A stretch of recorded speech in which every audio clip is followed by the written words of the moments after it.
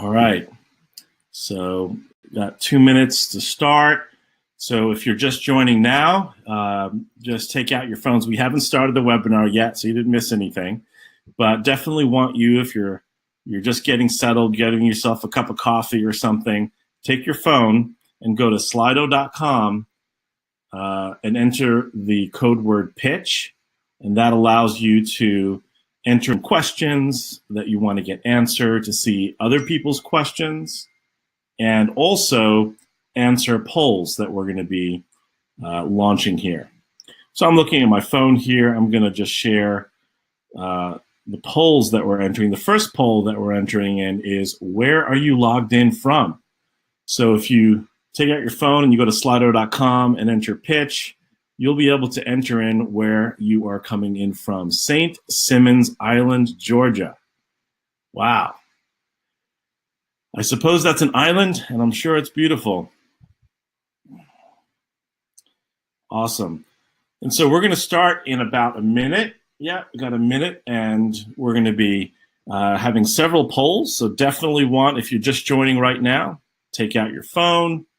You probably have your phone and your laptop if you're by a desk, and then you'll be able to participate in here. And you'll notice when you go to slido.com and you enter the word pitch, that you'll get right to, just on a browser, an area where you can enter your questions, and you can see other people's questions, because I'm basically going to lean on everybody to moderate. Cool. So it looks like some folks are already entering in some questions here, some answers here, which is awesome.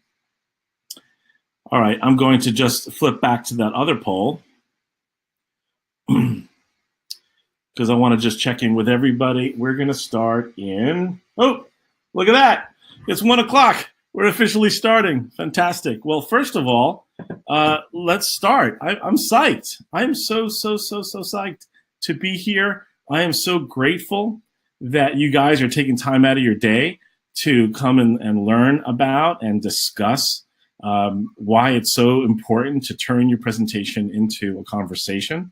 And I'm going to be sharing 3 ways how. So psyched to be here, and I'm glad you're here. For everybody that is here today, there's this really awesome special thing that we're going to give away to people who have taken time out of the day to come to this webinar. So if you stay to the end or near the end, we'll put that up on the screen. So good. So I'm looking at the screen now, and wow, look at that. There's folks from Amsterdam, Flint, Michigan. Wow, Canada. I feel like I'm in a global room right now, and I guess you guys are too. So we're going to be using this Slido app. It's just go to a regular browser on your phone, and so as you see the presentation, there's also going to be some polls, but we're going to poll out on your phone, and also on your phone, you'll notice there's a questions tab. So if you all can just go to the questions tab, as we're talking, as we're presenting, I'm sure you're going to have questions that come up into your mind. Type out those questions there, and really this is where I'm going to be leaning on you from around the world, you who've taken time out of your day to join, to moderate this presentation. And the way that I'm going to ask you to moderate that is just by upvoting the questions that matter and ignoring the questions that don't, so that we can really make the best use of everyone's time. So thank you for doing that. So I'm going to show the questions. If you go over to your question tab, I'm going to show this now on my screen. You'll see I'll be able to show up on the screen here the questions that you're going to be typing in. So I really want to honor your time and honor your questions, because this isn't just going to be a transmission of information. This is going to be a conversation. That's the whole point that we're talking about here today. So let's get started. Let me just go to, here we are. Let's start with this presentation. So I've prepared a presentation for everybody today, and this is a webinar on why you must turn your presentation into a conversation and 3 ways how to do that. So we're going to start with why it is that you need to be presenting conversationally in the first place, and then we're going to talk about 3 ways of how to do that, and then we're going to go into really some very fascinating things about how our minds work and why it's important to design slides in the right way. So just a quick thing about us, Pitch Kitchen here. I'm the founder of Pitch Kitchen, and we're an agency that helps people better structure their presentations in organizations and design them and deliver them so that there's more impact. So we're going to be starting right now. So again, if you just keep your phone out, the Slido app will definitely help gather your questions as you have them. And we're going to be launching a poll here. So here's where we're going to start. Why conversational presentation? Why is it so important to present in a conversational way? And the biggest reason is the world has changed, right? I mean, everything is different today than it even was 5 years ago in terms of how we communicate. And there's three things I want to talk about. The first is how information is just, it's not important. And no, it's the most important thing. Information is not the purpose of your presentation anymore, because information is everywhere. Information is on your phone. Information is a Siri question away. So if you're preparing your presentation to transmit information, I would argue that that's not such a good thing to do. So I'm going to just put up here a question here. What makes a great presentation? So what makes a great presentation? Is it connection with audience? Is it charisma? Is it knowledge? Is it compelling on-screen visuals?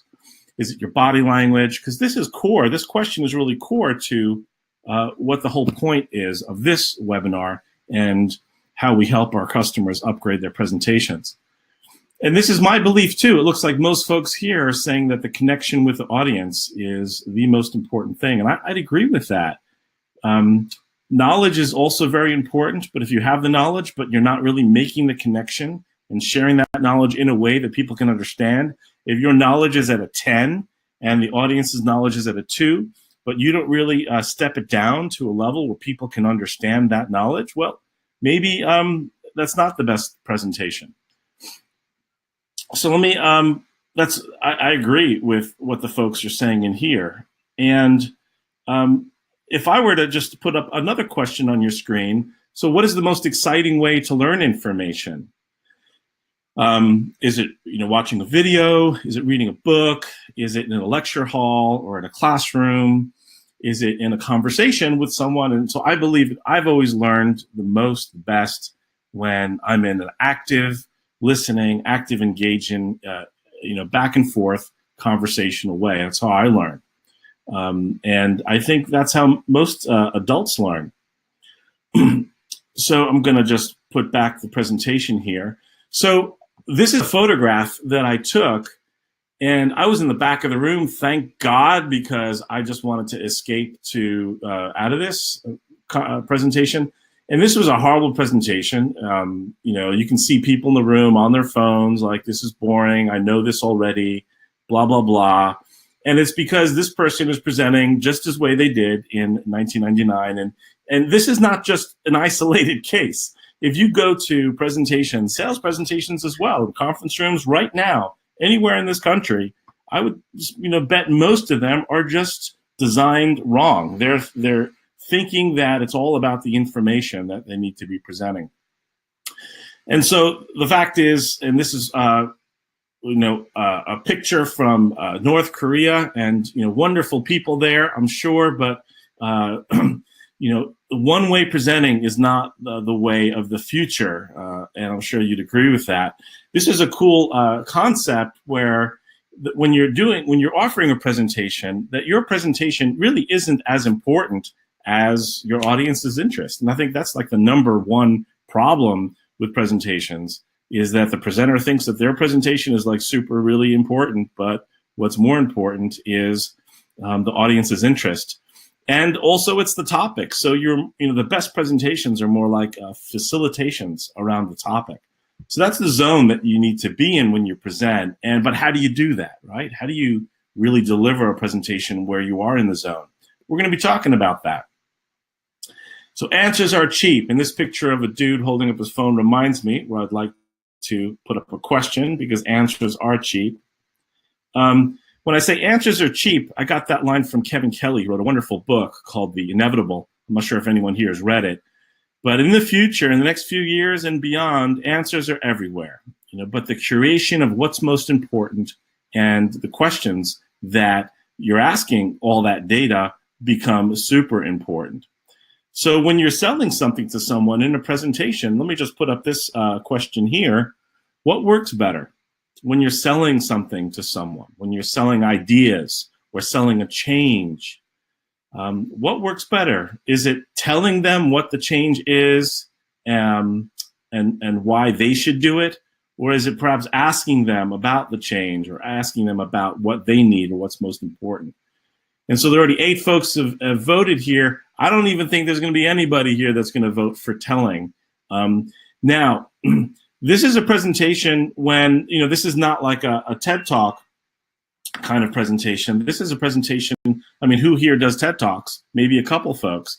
But that's more of a performance. When we're talking about presentations where you really need to engage people's minds, asking certainly works better than presenting. So this is another question that I'm going to pull up here. So what is your biggest concern? We've got a lot of folks here in the room. This is awesome. I just saw the number. We've got 56 folks in the room. That's wonderful. What's your biggest concern about presenting in a conversational way? And when I work with customers, there are a lot of concerns that come up about how to do this and what the concerns are they have about presenting in a back and forth way. You kind of just want people to get it. You want to just transmit that information and you want them to just get it. But it doesn't work that way. If anyone here has been a teacher, or let alone anyone here has children, raise your hand if you have kids. I'm sure I can't see your hands right now. But clearly, if you're a parent, you can't just tell kids what they have to do. They won't listen. They won't do what you ask. Clearly, it's got to be a conversation or a question. So what people are saying here on this particular poll is that the biggest concern is you might get derailed from your goal. You want to present your goal and present what it is that you came to present, and you might get derailed from that if it's a back and forth thing. Some folks just saying they might look stupid or they won't know the answer. A favorite one I have is I'll be found out to be a fraud, because that's a fear that actually I used to have. But cool. Let's go back to the presentation. These are concerns we have. So answers are cheap. They definitely are cheap. It's the questions which are a lot more valuable and will be more valuable in the future. There's a lot of statistics about this, about how you close more deals with collaborating with people instead of just telling them what they should do. And this really matters. So I'm glad you guys are here because you guys pretty much know that this matters. And I got these slides here. This is some data visualization that was created by Gong.io. That's Gong.io. And they developed some AI-powered sales tools that help salespeople and sales managers have better conversations with their customers. And what I really thought was cool looking at these visualizations is how much back and forth there really is in a successful sales call. And the sales calls and sales presentation discussions, whatever, that were unsuccessful was more of a spray and pray kind of approach. But how do we do that? How do we have more conversational presentations, in presentations when, it can't really be a conversation sitting across the table from someone. Maybe you're sitting across the table from like 300 people or 30 people or 10 people. So how do you do that? So when I'm looking away from the screen here on my phone, because I want to just see if there's any questions. So I want to pause for a moment here. Make sure you have your phones out and have the slido.com and enter the keyword pitch. And that will allow you to see the questions that are coming in as well as answer polls. All right. So let's dive into the 3 ways right now, the 3 ways of how to create a conversational presentation. We talked about why it's like you have to do it because the world has changed. But now let's zoom into the 3 ways. All right, so the first way that I'd recommend is to split. Let's dive up to that top portion there. So you need to split your presentation into two. You need to have two presentations. One presentation doesn't work because there's two kinds of presentations. There's one kind of presentation which speaks for itself.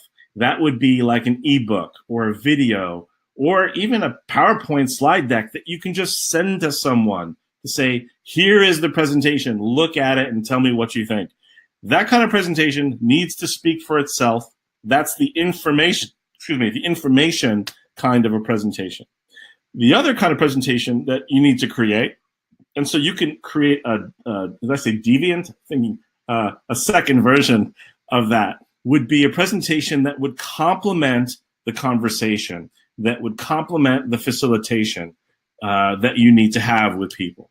And so that has a lot less content on the screen, has more distinctions and ideas, and we're going to talk about how to structure all of that in a minute. But this is the most important concept that people need to have, is that one presentation that fits all situations just doesn't work. Because what's going to happen is if you get in front of a room of 10 people and you show them a presentation on the board that is designed to be an ebook, they're just going to read that while you're talking and be completely distracted. Or worse, you're going to read what's on the screen, which is the probably number one fail that presenters make. So don't do that. So the second thing you need to do, this is 3 ways of how to turn your presentation into a conversation. The second thing, this is what we work with our customers on, is by dividing up your content, your presentation, into 3 to 5 bases. I like to say 3 or 5, because 4 for some reason doesn't really work too well. And I'm not really sure why. I think there's some neuroscience there about how people don't remember 4 or 2 or 6 things, but they remember 3, 5, and 7 things. Anyway, I don't know that. What I do know is that you need to look at your 62 slide PowerPoint. You need to look at what it is that you want to present in the 20 minutes that you have, in the 5 minutes you have, in the hour you have, whatever time that you have, and break it down into 3 bases or 5 bases. So for example, is it, the beginning, middle, or end? What is it? Is it your new products, your new services, and your new pricing? This is the power of 3. And we're going to even talk more about this deeper in the last part of this presentation. So is your presentation about what's changed and why that change matters and what's next? Is it about the history, where you've come from, and what lessons learned you've had? So this is the really important to do at a high level, to just step back from your PowerPoint, step back from your presentation, and just say, okay, I have 10 minutes with this audience.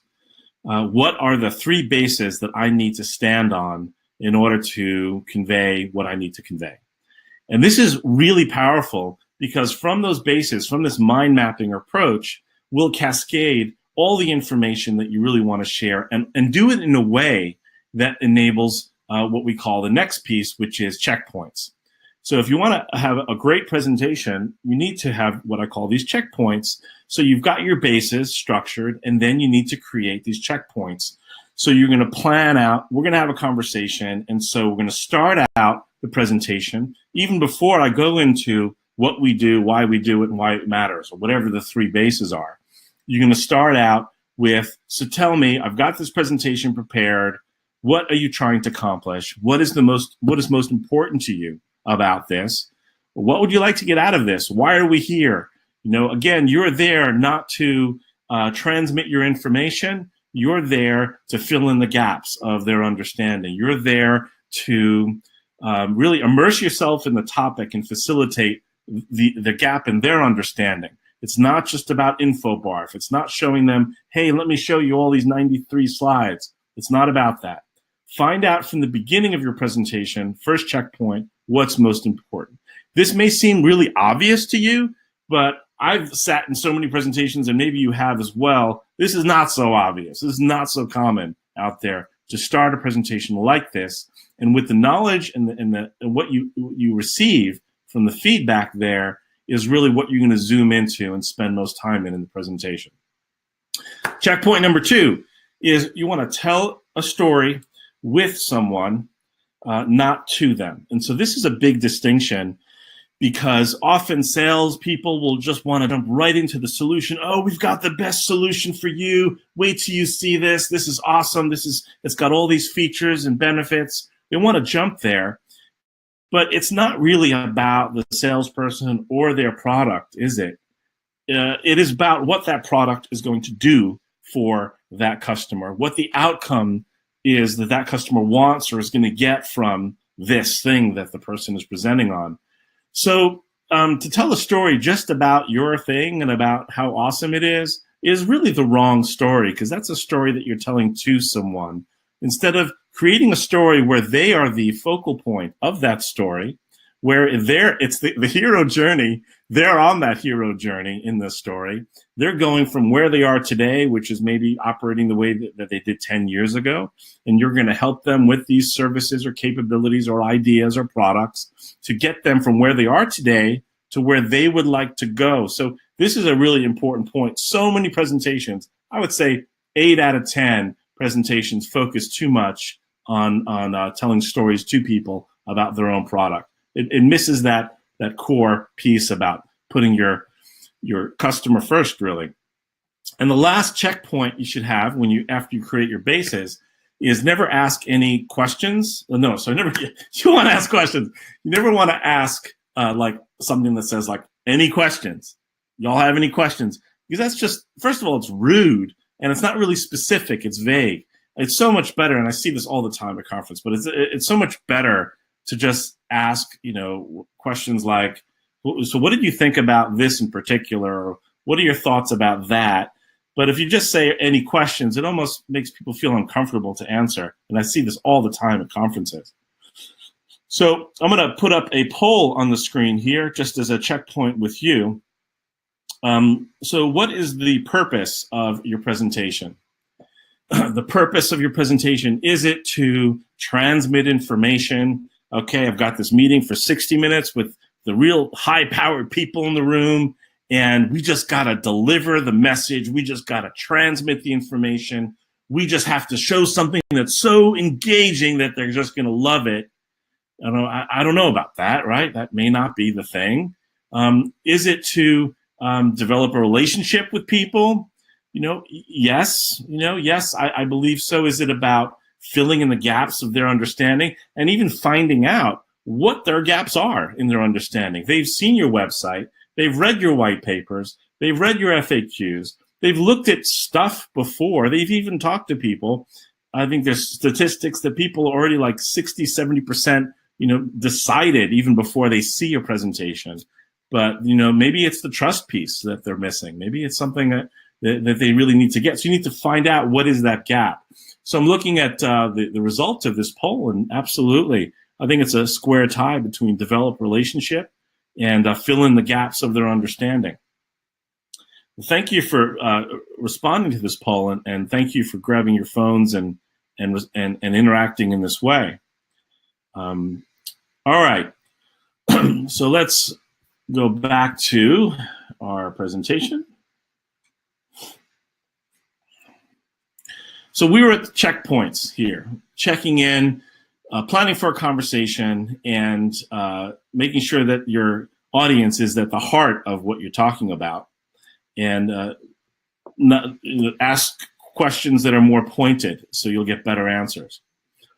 And so now let's move into the third area, which is designing unforgettable slides that people just won't forget. And so I learned a little bit from people about mnemonics and why people remember things. And yes, visuals are awesome, but how do you make good visuals is what we're going to talk about. And so in a professional setting, there's 3 things that we want to talk about. Designing slides inside of Bases. So how do you do that? We're also going to talk about a little advice that I got from the Little Prince recently. And we'll talk about that. And we'll talk about visualization of information and how important that is. So first, let's go into designing slides inside of Bases. So before we talked about how you need to look at your presentation. Okay, I've got 30 minutes with these folks, and I'm with myself and 3 people, and it's a team approach. We're going to present. We're going to knock their socks off. That's great. But once you have your bases settled, like, okay, we want to talk about why the world has changed. Then we're going to talk about their winners and losers. And then we're going to talk about why they need to change what they're doing in order to be successful. And then we're going to talk about some features in the promised land of how awesome this will be. That's all great. So whatever the bases are, if you design your slides so that you have these visual guides so that when you tell people this is what we're going to talk about and you're stepping them through a very large presentation, maybe it's PowerPoint, maybe it's Prezi, that you see like in slide 2 and slide 7 and slide 11, they're the same in slide 20.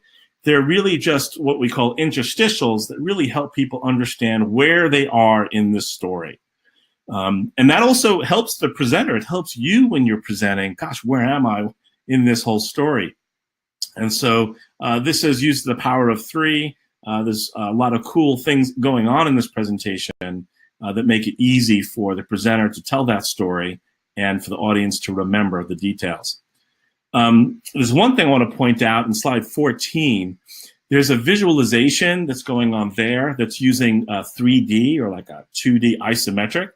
And that's proven by neuroscience. I just read this recently to allow people to remember information that is presented in a 2D way or 3D way, because that's how our brains are wired for millions of years or whatever, versus just flat diagrams. People really remember objects better. So this is a better way to present complicated information. And so now let's talk about this advice I got from The Little Prince. So I was flipping through this Little Prince book, which I absolutely loved as a kid reading. And there was something in this book that just struck me again. I remember reading it, where the Little Prince was trying to draw, I don't know if you remember reading this book, he was trying to draw a sheep that would satisfy some being on another planet. And no matter how many times he would draw this sheep, the being was unhappy. Oh, that's terrible. That wasn't the sheep I want. I don't like it. I don't want it. That's not the sheep that I was thinking about. So finally, he drew a box with holes in it and said, your sheep is inside this box. And then the being said, that's it. That's exactly what I imagined. And that was so profound for me because, you know, we work on a lot of presentations with people and they're saying like, okay, we want to have a picture of somebody that's really stressed out. They're at their desk and they're just like, oh my gosh, I'm stressed out, because they're trying to evoke pain and emotion as to why a customer should change what they're doing. So they want to show a picture of somebody really stressed out. And so we don't recommend doing that, by the way. We recommend something more sophisticated and maybe as simple as like what the Little Prince said, is create a story around a picture that allows people to think in their own minds really what the drama is about, what the problem is, and how that person would be feeling. So on the right side of the screen, you see this was a slide that depicted, supporting AWS servers and monitoring, 24/7 monitoring, and it was trying to elicit the pain and this fear of what happens when your site goes down. And the client was originally, saying, well, let's put up a slide of someone who's really stressed out. But the problem with doing that is showing things that are too obviously visual. People are like, well, that guy, I don't really relate to him, and I don't like his tie. And there's, like the Little Prince, it's not going to be your sheep. The audience has a picture in their mind of what stress looks like. So don't be, don't be literal when you're trying to elicit emotion. Memes do this wonderfully. Use a story like this one on the right. There's this poor dude. He's in Grand Central Station. Actually, no, he's in London somewhere. And imagine what it would be like. You're responsible for your website, and you get a text from the boss, and the text says the site's down, and you see those awful 3 dots because you don't know what's coming next, like you're fired or whatever. That's stress. I mean, I feel that. I see that. I sense that much better than the slide on the left. So I'm not sure how you all feel about that, but this is what we find. Last piece here about visual is memorable, right? We all know this, that when you see a slide with a ton of bullet points on it, people are reading that stuff and looking at your bullet points, and they're not really paying attention to you. And then worse, you're reading those bullet points too. People were visual beings. And so put up images and that are triggers for you to talk about the things that you want to talk about. And so you can simplify a lot of the stuff that you have, like on the left side of the screen, you can see, okay, there was a before and the right side is after. You see slides like this where there's a template. I hate when people talk about PowerPoint templates. It's really not a template for an ebook is what they're talking about, with a bar at the bottom and a logo on the left. That's not a presentation template. A presentation template in the context of what we're talking about has 3 parts or 5 parts. That's a presentation template that helps people tell a story. A PowerPoint template that has colors and lines is an ebook in our view. Anyway, on the left side, you can see, okay, there's our team, and you can see like, okay, information about those people, but that doesn't belong in a presentation that that's going to complement you as a speaker. That belongs in a deck or something that you send to someone, or a landing page. In fact, we don't even believe in sending decks anymore to people because you don't even know if they opened it. Have you seen the presentation? I sent you a presentation last week. Have you seen it? That is so 1990s. Modern day, you send someone a link and it's password protected. And so if they look at it, and using tools like PresiNext has this, even Google Slides can do this to some degree, could indicate, have they looked at it, what slide they have commented on or seen that has been most interesting. So that's the future of presentations. It's not sending people decks anymore. That's sort of a side note. But on the right side of your screen, if you're doing a presentation that needs to complement you as a speaker, take the text off there, make it much more visually engaging. When you're showing data, like the one on the bottom right, show data that is interesting, that allows you to tell a story. Arguably, the slide on the right still has way too much text on it. But, there's a story there that maybe you can't figure out by looking at it, and it begs having a presenter tell you about it. What's happened in 2017? Why is 34 million encounters? Is that a big thing or a small thing? What does that mean? So that's what you really want happening in the minds of people when you're presenting. Another technique in creating slides that people don't forget is use the power of 3. 3 things. Don't have more than, this slide has a ton of things on it, but visually, there's only 3 things. This helps both people remember the slides that you're presenting on, and it remembers you present on those things. All right.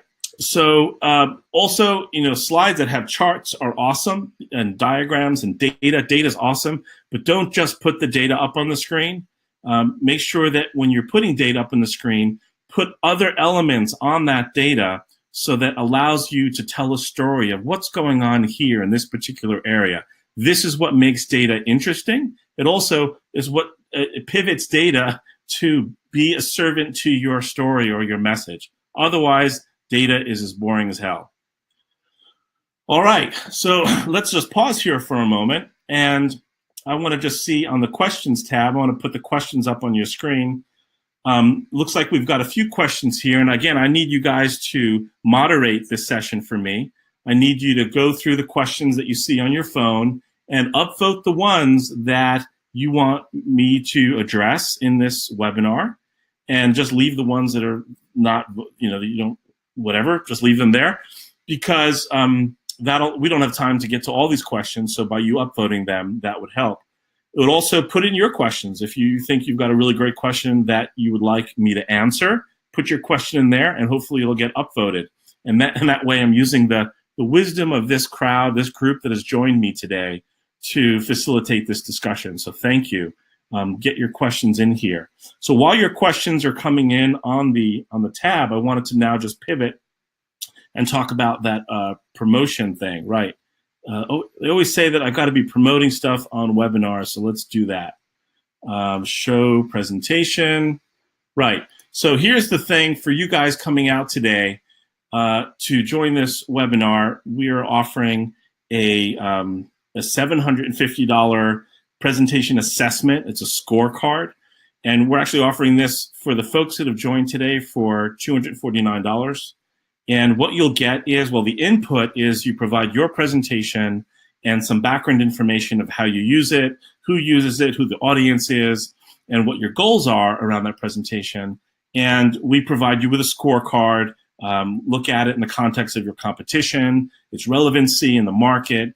We examine it for story and flow and message and design, all sorts of great things. And we also make some recommendations to you, which is really the value of this.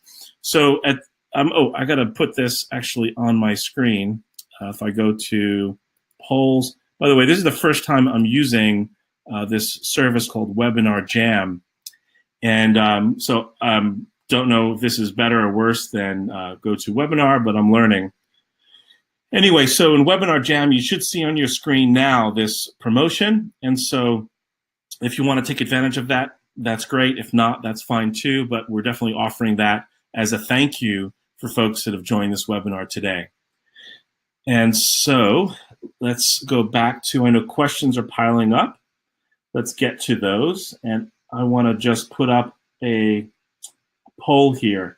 So I created this poll as a word cloud, and I just want to see what comes up. I know that, like, when I took that picture in the back of the room I shared with you, I mean, I felt that I was just being imposed upon by a presenter that thought they knew everything, and it was just an awful experience. And when you really think about how awful it is as an audience member to be in a presentation that is, the purpose of it is just for someone to pitch their own stuff, have no relation and regard for what you want, what's most important to you, it's an awful feeling.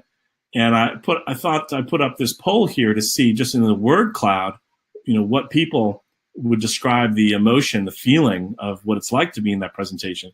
And I think the sad reality is this happens like all day long, right now, every day, in conference rooms around the world, in sales presentations that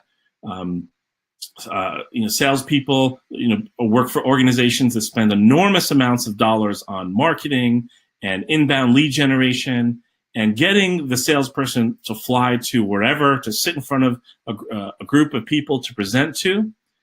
And then the deal goes south, and no one knows why, but I know why. I know why they go south, because the presentations are just awful, and they don't connect with their audience. It doesn't really use the conversational presentation method. So yeah, I'm looking at some of the words on the screen here: smothered, impatient, resentful, drowning, painful, trapped, boring, edgy, church. Oh, that's awesome. Not good. But frustrating has gotten the biggest response there. So, we're talking about doing it the right way. And so there's another poll up on your phone now. It does require new skills. You can't, even if you get like a great structure, you get those bases down, even if you get those slides designed and they're visuals and it's really clear, is that really enough to deliver an awesome presentation and to close the business or move the relationship along and give that prospect or customer what they need, give that investor the opportunity to decide if this is something they want to invest in? Is that enough? And so I think the reality in the future, the next few years, what's becoming so clear to me is that the skills that need to be developed for salespeople, for people that are doing presentations in organizations are, I'm seeing it on the screen, facilitation. There's definitely strategic skills, thinking about what's appropriate. And what's interesting, what's going down to the bottom is the acting, like, the charlatan, the person who just can pretend to be something that they're not. I think that stuff is going away. I think, I want to see Stephen Hawking present. I love watching Elon Musk present. He's awkward and everything, but he's brilliant, and that's what you want. You want to see presentations from people being themselves, not trying to pretend that they're someone else.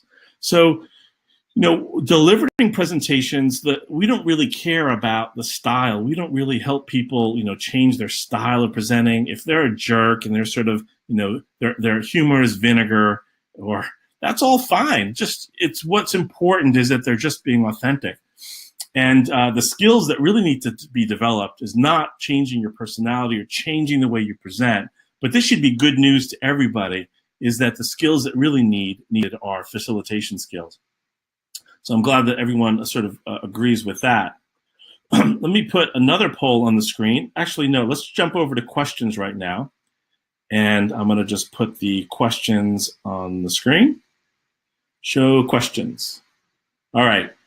So the first question here is, how can you engage a large group of people conversationally in an environment without great access to technology? That's a great question. And so old school, old school is, and we've been doing this for thousands of years. Let's just, how do I do this? Where did that question go? There it is. So I'm going to push that to the top.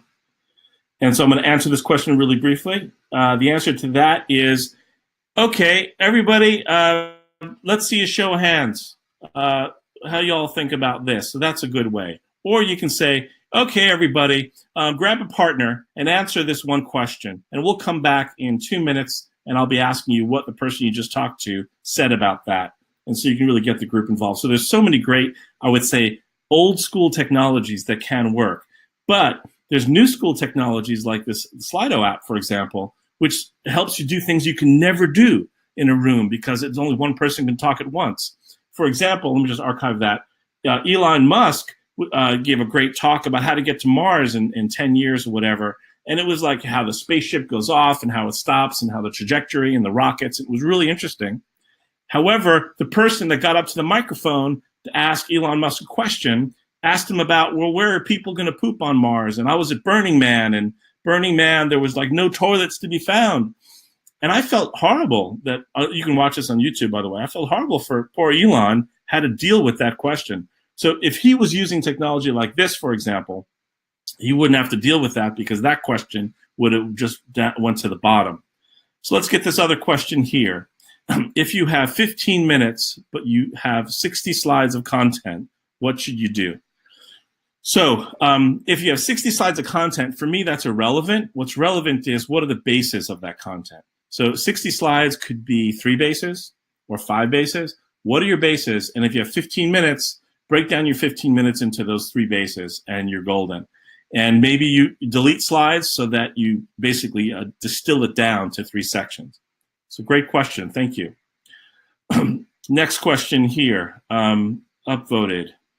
Great idea to start with checking in, but how do you prepare for what comes next?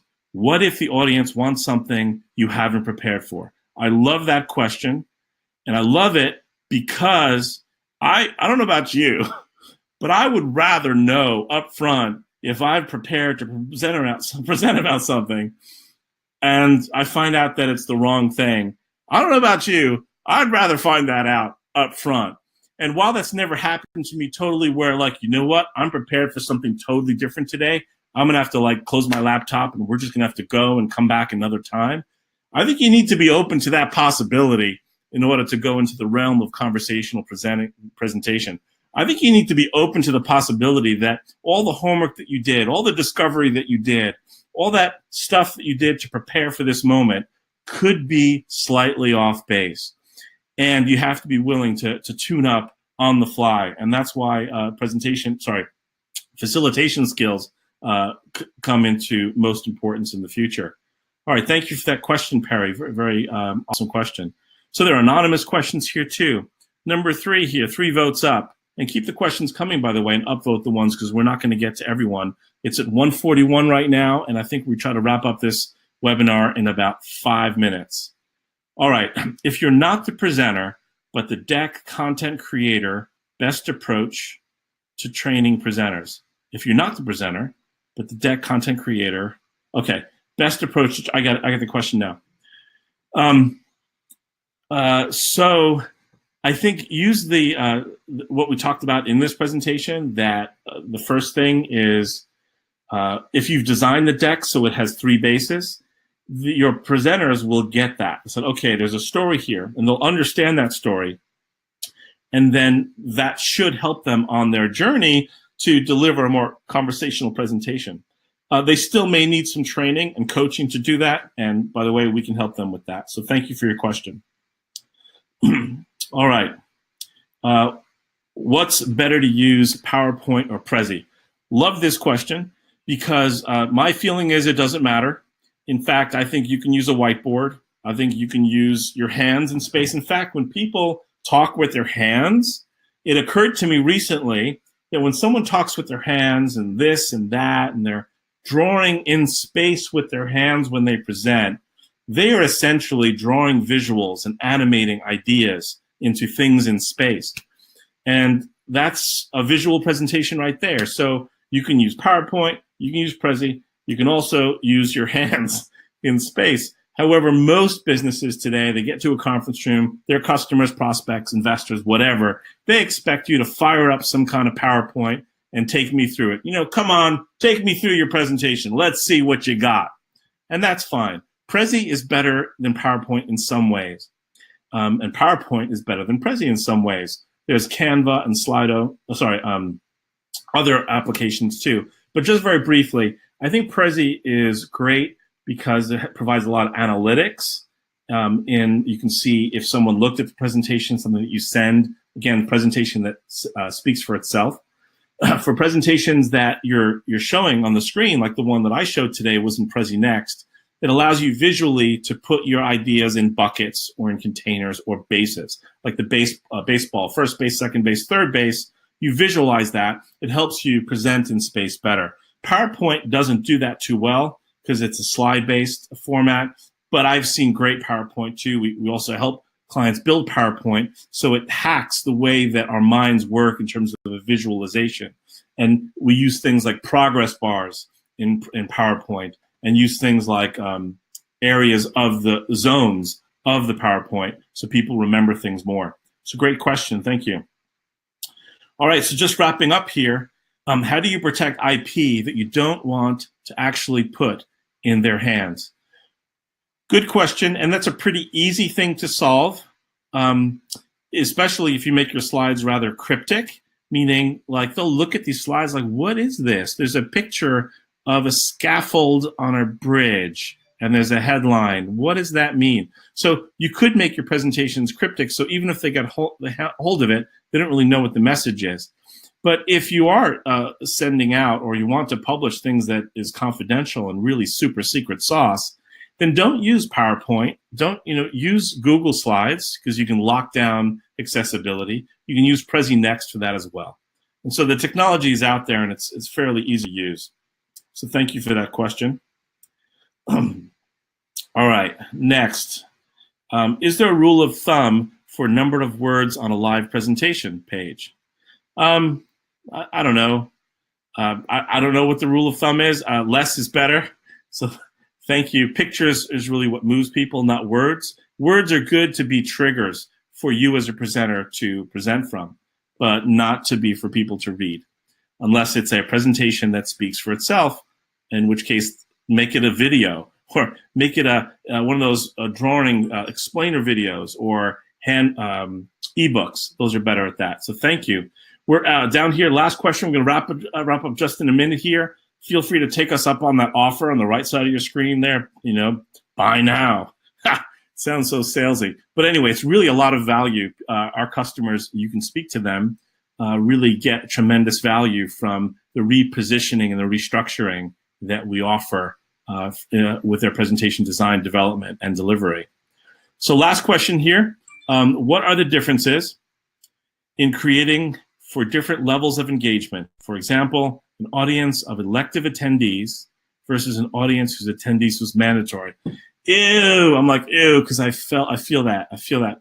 So if you're presenting to audiences who are mandatory, like Bob has to be there in that room because Bob's boss says he has to be there, that's just tough. That's like, I don't know if anyone here has been a substitute teacher and you just show up in front of the room and you got kids that just, or make your life hell.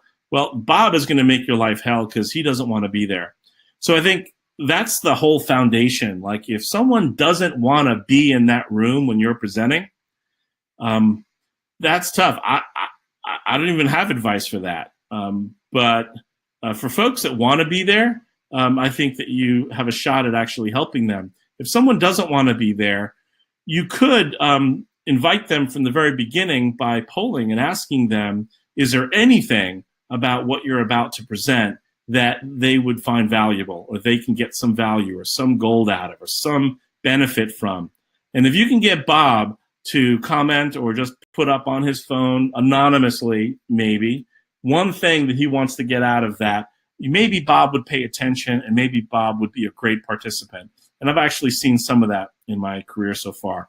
So anyway, thank you so much. I really appreciate your time, and I hope you guys got some value from this webinar. And you know how to reach us at pitchkitchen.com. God bless, and what should I say now at the end? Happy, what day is today? Gosh, we are we Tuesday? Yes, happy Tuesday. This week has been a blur. Signing off. See everybody.